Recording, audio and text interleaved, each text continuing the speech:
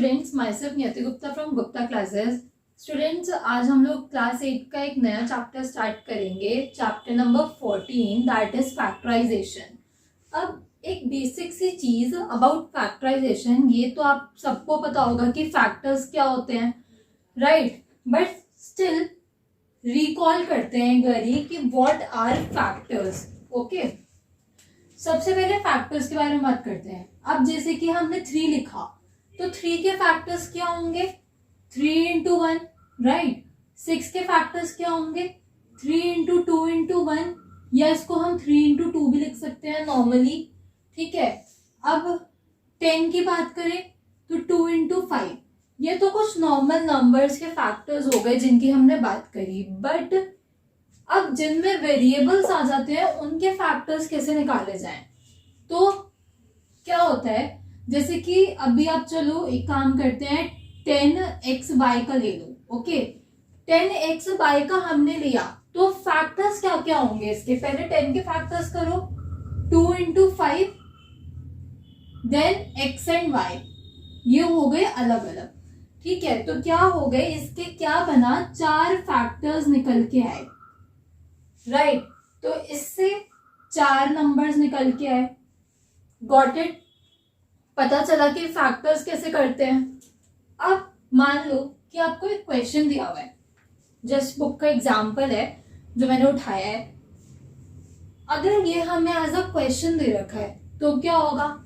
पहले क्या करेंगे, 12a² b लिख के इसके फैक्टर्स बनाइए। 12 किससे बनेगा? 2 into 2 into 3, then a into a, just because यहाँ पे a का स्क्वायर है, देन b। ना यहाँ पे 15 ab², 3 into 5 into a into b into b। Okay, ये फैक्टर्स बन गए। अब हमें क्या करना है, इसका फैक्टराइजेशन करना है। फैक्टराइजेशन का मतलब क्या है कि उसे हम जितना तोड़ के लिख सकते हैं उतना हम उसे तोड़ के लिख दें। तो क्या इसमें से और इसमें क्या क्या कॉमन है? एक तो ये 3 कॉमन है, a कॉमन है और एक b कॉमन है, राइट? तो सारा का सारा तो बाकी वो सेम ही होगा, बट ये जो 3 चीज कॉमन है इन दोनों में वो बाहर आ जाएंगी। क्या? 3 into a into b बाहर आ गया, बाकी सब अंदर। 4ab plus 4a plus 5b, right? यहां पे क्या बनेगा? 3ab ब्रैकेट में 4a plus 5b is the answer. अब वेरिफिकेशन कर लो ब्रैकेट सॉल्व करके। ये ब्रैकेट है, आई होप कि ब्रैकेट सबको सॉल्व करना आता होगा कि ब्रैकेट के बाहर जो भी चीज है हम उसको अगर ब्रैकेट के अंदर से मल्टीप्लाई करेंगे तो ये वाली टर्म पहले इस वाली टर्म से मल्टीप्लाई होगी, देन ये वाली टर्म से मल्टीप्लाई होगी। ओके, तो 3ab जब हम 4a से मल्टीप्लाई करेंगे तो क्या आएगा?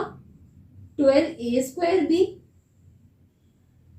ओके, प्लस इससे मल्टीप्लाई करो 5ab², ओके। तो यहां पे ये हमारा वेरीफाई हो गया। मतलब हमने बेसिकली इसमें क्या करा, हमने इसमें कॉमन लिया कि जो भी दोनों टर्म के फैक्टर्स निकाल के कॉमन आ रहे हैं उनको तो बाहर ले लो ब्रैकेट के, और जो भी बच रहा है उन टर्म्स में उनको ब्रैकेट में प्लस में अंदर रहने दो, ठीक है।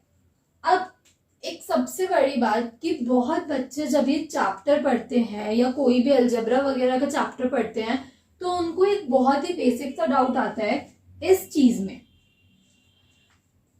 ये a b का इंडिविजुअल स्क्वायर है। ओके, बहुत बच्चों को क्या लगता है कि ये a b का पूरे का स्क्वायर है, तो ऐसा नहीं होता। या ये 15ab का स्क्वायर है, ऐसा नहीं है। अगर ये होल का स्क्वायर होगा तो क्या होगा?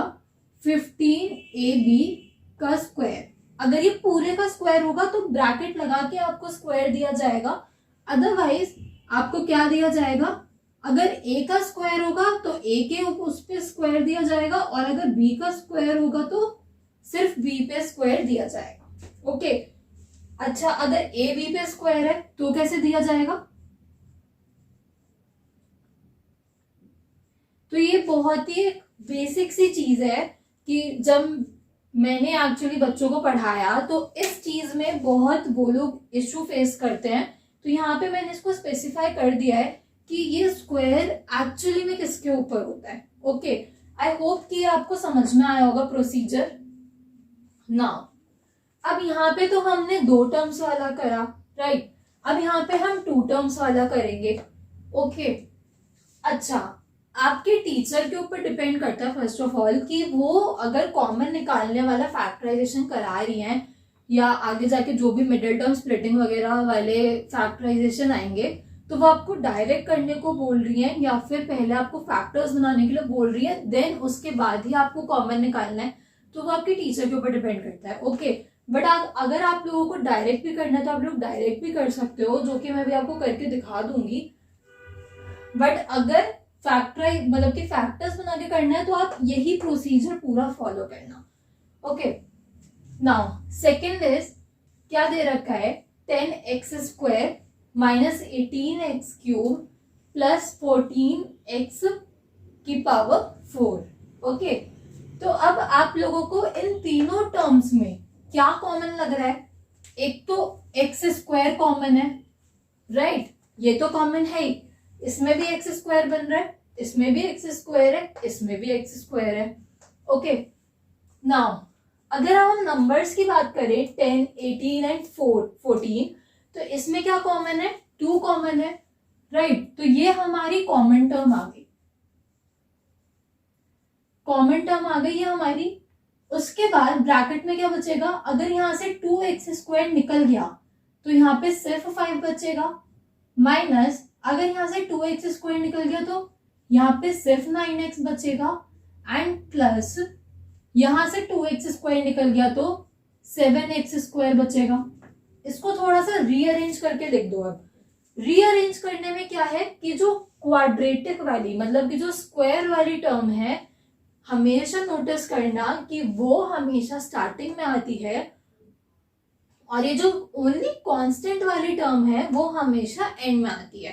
ओके, तो हमने क्या करा, इसको थोड़ा रीअरेंज करके लिख दिया। इस रीअरेंज करने से होता क्या है? कुछ भी नहीं होता, आपका आंसर तो सेम ही रहेगा, बट थोड़ा सा जो प्रेजेंटेशन है आपकी वो इफेक्टिव बनती है। ये लिखने में, ये दिखने में अच्छा लग रहा है ना कि पहले x का स्क्वायर है, देन ओनली x है, देन x है ही नहीं, ओनली कांस्टेंट है। ओके, तो this is the way to represent your answer. ये मैंने डायरेक्ट करके दिखाया है। अगर आप लोग इसको खोल के करना चाहते हो तो ऑब्वियसली पहले आप 10x² के फैक्टर्स बनाना, फिर उसके बाद 18y(x² के फैक्टर्स बनाना, फिर 14x⁴ के फैक्टर्स बनाना, देन उसके बाद उसमें से कॉमन लेना, और फिर जस्ट यही टर्म्स आएंगी जो आपकी अभी आई हैं। ओके, तो ये तो आपके हमने 2 तरीके करे हैं। आपको जिस वे से कन्वीनियंट लगता है आप वो वे यूज कर सकते हो। ओके, बाकी आपके टीचर के ऊपर भी डिपेंड करता है कि आपकी टीचर आपको स्कूल में क्या बोल रही है, कौन सा मेथड यूज करना है, कौन सा नहीं करना। टीचर का बहुत बड़ा रोल होता है इसमें, तो जस्ट आस्क कर कि हम मैम डायरेक्टली कर सकते हैं या नहीं कर सकते। ओके, नाउ थर्ड इज, अब जब हमने 2 टर्म्स वाला करा, 3 टर्म्स वाला करा, now this is 4 terms, right. तो इसमें हमें क्या करना है? इसमें हमें ना तो कॉमन निकालना है ऐसे वाला कि हमने सब में से एक चीज कॉमन निकाल ली, ठीक है, हमें ऐसे नहीं करना है। क्यों? क्योंकि अगर हम इन चारों टर्म्स में से कोई एक चीज कॉमन निकालेंगे तो निकल ही नहीं पाएगी। यहाँ पे 6xy है, यहाँ पे 4y है, इसमें x कॉमन नहीं है, यहाँ पे 6 है तो यहाँ पे xy कुछ भी नहीं है, यहाँ पे 9x है तो यहाँ पे 2 कॉमन ही नहीं आएगा, राइट। तो ना तो यहाँ पे 2 कॉमन आएगा, ना 3 कॉमन आएगा, ना x ना y, कुछ भी कॉमन नहीं आएगा। तो हम इसमें क्या करेंगे, हम इसमें ग्रुपिंग करते हैं कि ये 2 टर्म्स एंड दीज 2 टर्म्स। देखो, जरूरी नहीं है कि आपको 4 टर्म्स वाला अगर क्वेश्चन दे रखा है तो आपको डायरेक्ट टर्म्स दे रखी हो, कुछ जरूरी नहीं है।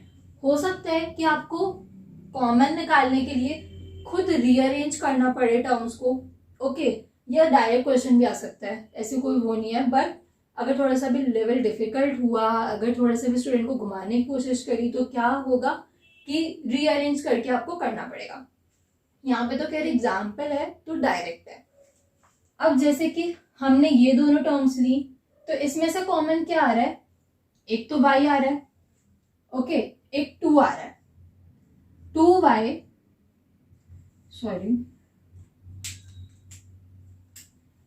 2y is common, okay.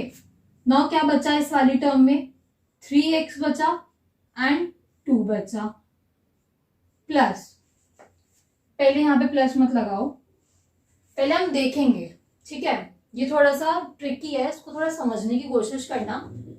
इसमें से हमने 2y निकाला कॉमन, आई होप कि आप लोगों को समझ में आया होगा। 2y कॉमन निकाला तो यहाँ पे क्या बचा, 3x बचा, और यहाँ पे माइनस में 2 बचा।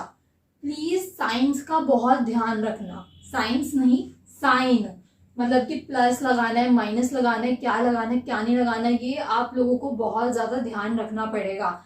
जैसे कि आप लोगों को ये वाला कॉन्सेप्ट बहुत अच्छे से क्लियर होना चाहिए कि जब हम माइनस और माइनस को मल्टीप्लाई करेंगे तो प्लस आएगा, प्लस और माइनस को मल्टीप्लाई करेंगे तो माइनस आएगा, प्लस और प्लस को मल्टीप्लाई करेंगे तो प्लस आएगा। इसका मतलब क्या है कि अगर हमने यहां से, यहाँ पे नेगेटिव टर्म है, हमने इन दोनों में से पॉजिटिव कॉमन लिया है तो यहाँ पे ऑब्वियसली नेगेटिव ही बचेगा, ओके। अगर ये दोनों टर्म नेगेटिव होती दोनों और हम नेगेटिव ही कॉमन लेते तो क्या होता, दोनों का साइन चेंज हो जाता, दैट इज पॉजिटिव, पॉजिटिव हो जाता वो, ओके। जैसे कि हम यहाँ पे अभी वही चीज करेंगे जो मैंने अभी आपको यहाँ पे समझाई है, ठीक है।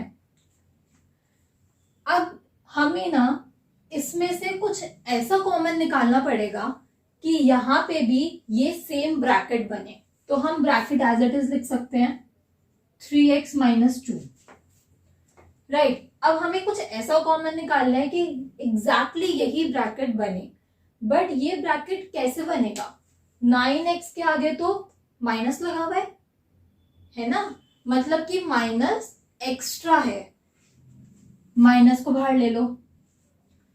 अब 3x बनाने के लिए 3 को बाहर ले लो, ठीक है। तो अब आप इसको अगर मल्टीप्लाई करोगे अंदर तो बिल्कुल सेम यही चीज आएगी जो बाहर है। जैसे कि -3 से मल्टीप्लाई कर लो, यहाँ पे -3 से 3x मल्टीप्लाई करो, -9x आ गया, -3 से -2 मल्टीप्लाई करो, +6 आ गया। तो आ गया ना पॉजिटिव का 6 और माइनस का 9x, ओके। समझ में आया ये जितना किया।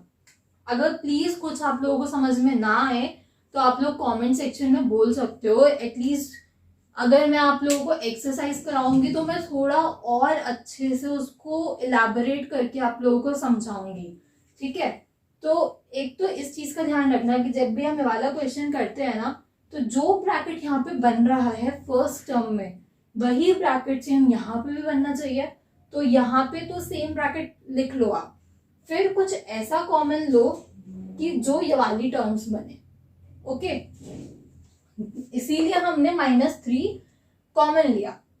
कोई सी भी टर्म पकड़ लो, जैसे कि अगर आपने -2 को देखा तो यहाँ पे 6 है, यहाँ पे -2 है, तो हम ऐसा क्या करेंगे कि इसमें क्या मल्टीप्लाई करेंगे जो +6 बने, तो minus minus positive and 3 into 2 6, okay. कोई सी भी टर्म देख सकते हो, ऐसा कुछ मैंडेटरी नहीं है कि मैंने 9x को लेके किया तो आप भी 9x को लेके करो, बट अब वो आप लोगों के ऊपर डिपेंड करता है।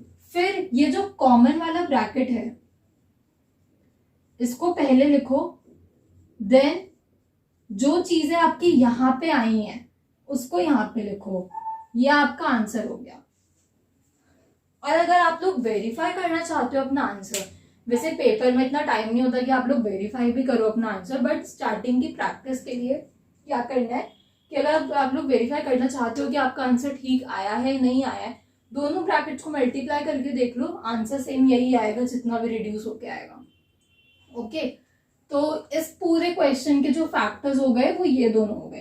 पहले आपको कॉमन वाला ब्रैकेट लिखना है और फिर उसके बाद दूसरे ब्रैकेट में क्या लिखना है, जो यहाँ पे टर्म्स बन रही हैं उसको ज्वाइन करके लिखना है कि जैसे यहाँ पे 2y बन रहा है, यहाँ पे -3 बन रहा है, तो यहाँ पे क्या आएगा, इस वाले ब्रैकेट में 2y - 3 आएगा। ओके, आई होप कि आप लोगों को ये सब कुछ क्लियर होगा। बट इफ अगर आप लोगों को कोई भी हल्का सा भी डाउट है इसमें, क्योंकि थोड़ा सा ट्रिकी चैप्टर है ये, बच्चों को इतनी जल्दी से फैक्टर्स बनाने नहीं आते, तो आप लोग कमेंट सेक्शन में कमेंट कर सकते हो। मैं जब नेक्स्ट एक्सरसाइज की वीडियो डालूंगी तो इलैबोरेट करके और अच्छे से समझाऊंगी।